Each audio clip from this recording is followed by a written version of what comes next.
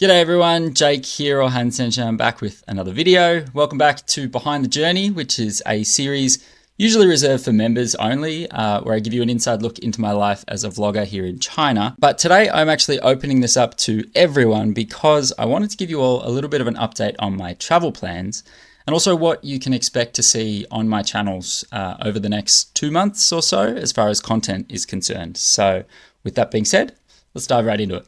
So for those who don't know, I went back to Australia over the Christmas and New Year period, and then I came back to China mid-January, and I've been living here in Xiamen and been very busy with stuff related to opening and starting my new company, and then also sitting here waiting for my new visa to arrive, which actually came back 3 days ago. So I am super happy that I get to stay here for another year and continue exploring interesting places all over China and taking you guys along for the ride.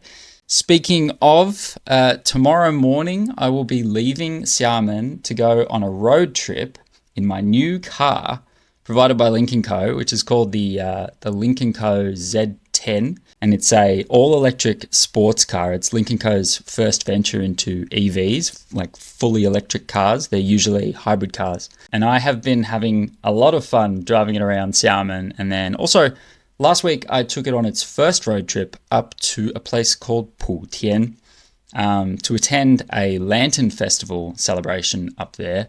It's actually China's longest running lantern festival celebration. So I really wanted to take it up there and just go see what was happening in this town that's supposedly holding the longest running lantern festival in all of China.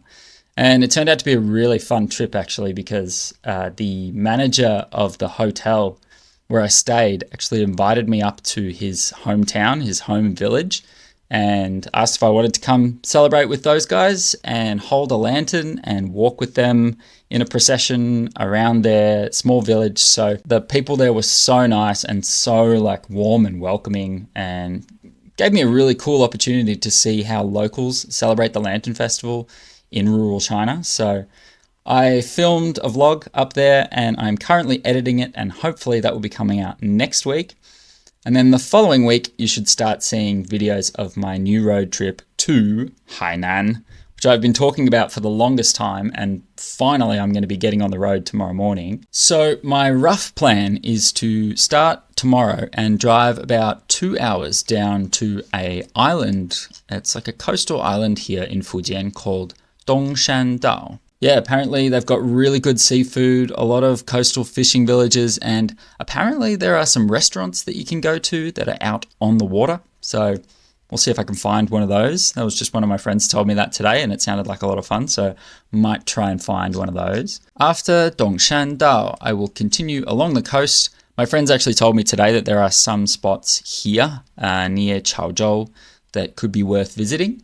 So I might stop there. I am not sure yet. I don't know much about that place. But I will be stopping next in Guangzhou, which I have been to before, but it was ages ago. I was really young and I would love to go back. And also I've got a friend there that I want to visit. So I will stay there for probably about a week. I'm really looking forward to the famous Cantonese cuisine that is there. It is a massive trading hub. It's a big bustling city. It's got a unique mix of traditional and modern architecture to it. So very excited to check out that city. My next destination, I think, will be a place called Zhuhai, which I had actually never heard of before. But one of my friends said that this city is a bit of a hidden gem. Apparently it used to be a small fishing village, and now it is a big bustling city of, I think, 2 million people or thereabouts.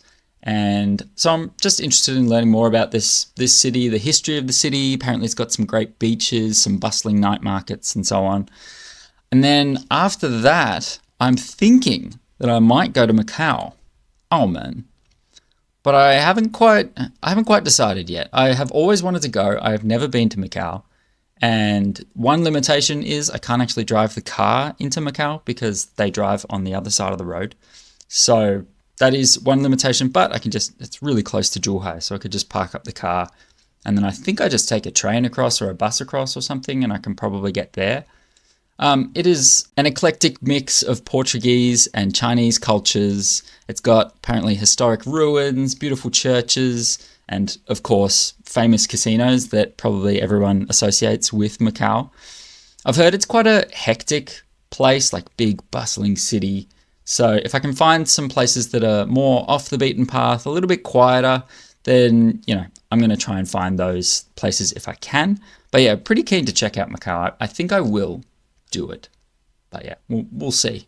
Let me know if you want me to go to Macau or not in the comments down below. After Macau, I am probably just going to beeline it straight down to Hainan. There's a ferry you can take here, I'm pretty sure, that you get your car onto, and then you can get onto the actual island.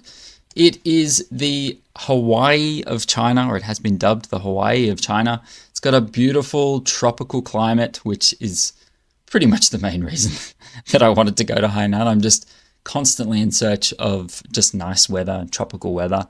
I have been actually once before to this city down here called Sanya, and I was there for 3 days visiting some friends who had flown in from Australia. But I didn't visit anywhere else, and I have heard that this island has a lot to offer. I've heard that it has a really, really laid back kind of hostel-y vibe in some places around this island. So I'm really excited to just, take my time driving all the way around the island, doing one big loop and stopping at places that take my fancy.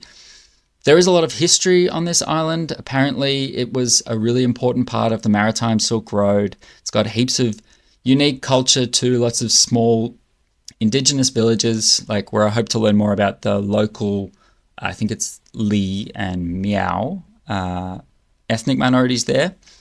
It's got lots of fresh seafood, tropical fruits, and of course it's got some of the best beaches that China has to offer. So that is pretty much it, guys. I am really looking forward to getting back out on the open road and taking you guys along on this new adventure of mine. I hope you guys are excited to come along for the ride, and I will see you in the next video.